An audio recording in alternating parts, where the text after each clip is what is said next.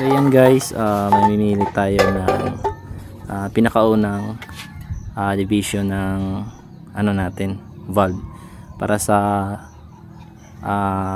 butane. So ito yung napili natin. Yan. So bubutasan natin sa gitna para magkasya yung female adapter. So yung gamit natin na valve dyan is 3/4. Yan. So bubutasan natin dyan sa gitna para magkasya yung adapter. Yan. So binutasan natin para yun. So medyo malaki yung pangbutas natin, pero hanapin natin ng paraan yan. So yan. Medyo maluwag lang yan, pero gagamitan natin yan ng epoxy. Yan. All purpose nga pala yung gamit natin guys. Yan, nagmix na mekos. So all purpose na Pioneer para dikit sa lahat. So yan. Yung na-mix natin is uubusin natin dyan sa loob ng lata para pulido yung pagkadikit ng female. So sa nag-request ng ito, shoutout sa inyo boss. Ng nag-request ng takip ng valve sa pinakaunang tawag nito, divider sa buga. So ito na yun boss. Ito yung pinaka niya. Yan. So matagal ko na tong gamit yung butane. Yan. Subok ko na yan guys. Yan. Yan siya. Push mo lang dito para kumalat yung yung tawag nito, epoxy. Kailangan damihan nyo na lang ng epoxy para para sureball. So ito na siya guys. Yan. Balot ng epoxy yung loob kasi ito yung nagdadala ng pwersa pag pumutok dito sa pinaka first na division. So ito yung forma niya. Nakasanayan natin is divider agad dito sa first na layer, divider agad. Sa akin kasi is medyo nilakihan ko yung space ng pinakaunang division para mas malakas yung putok niya. Yan. So dito na ilalagay yung divider. Instead dito, ayan, dito yung divider, dito ko na nilagay para malaki yung space niya. Ayan. Antayin natin tong matuyo. So para tumigas. At yun, ready to na. So ito naman sa dividers niya. Ayan. Bubutasan. Ayan. Bubutasan na muna natin to. Tatlo lang yung ilalagay natin na divider. Ayan. So bubutasan muna natin.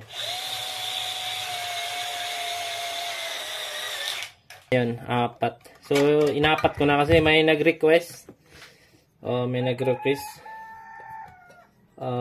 Sabi niya 4 daw para malakas. So yun. Ginawa ko ng 4. Para yun nga. Para lumakas. Ayan, 4. Tapos yung yan, matigas na. Yung space niya sa loob. Ayan isang dangkal. Para mas malakas talaga. Ayan. 1, 2, yan. 2, 3, 4. Yan. Tapos may pa tayo. Stand niya. Mga add tayo ng 5 lata. Yan. Wala pala tayong gray. Naubos. So, naubusan tayo ng gray. Ito na lang. Naubos na kasi yung primer natin. Ito. Naubos na. Ito na lang.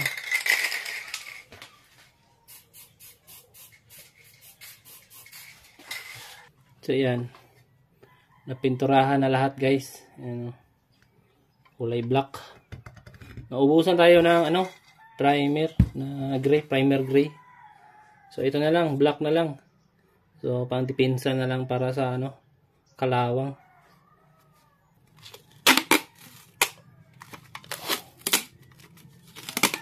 So yung ginawa natin is hindi muna malaki.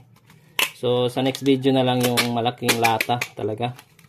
Ito lang muna. Sa gagawa nito, pinturahan nyo na lang yung loob para sa susunod na Pasko, New Year o magagamit nyo pa. Yung malaking buga ko kasi yung hindi ko yun agad na pinturahan sa labas, loob lang. So yun, kinalawang yung loob, yung labas. Pero 4 years na yun, matagal na yung yung buga natin, matagal na yun. Magpa 5 years na yata yun. So dito naman is lalagyan natin ng dyan na pinturahan na din, itim. Lalagyan natin dito ng wire para sa igniter niya.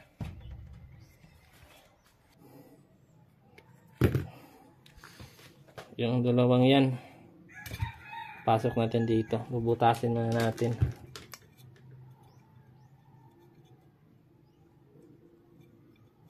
Kahit dito na lang.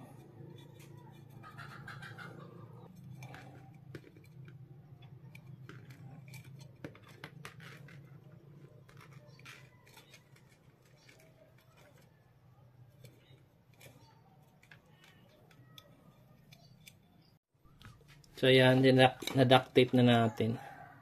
Nalagyan natin para hindi siya gumalaw yung wire. Yan, nalagyan na din natin ng super glue, tas hindi na din siya nakasaya dito, sakto lang yung wire niya. Yan tapos duct tape natin. Ito na yung final.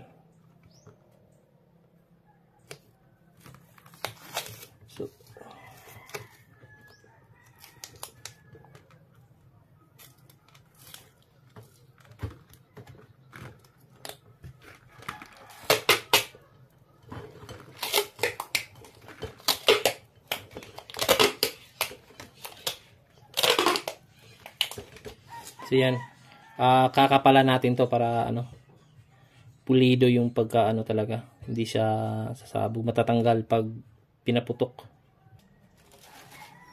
So ito na yun guys, binalot na natin, whole duct tape.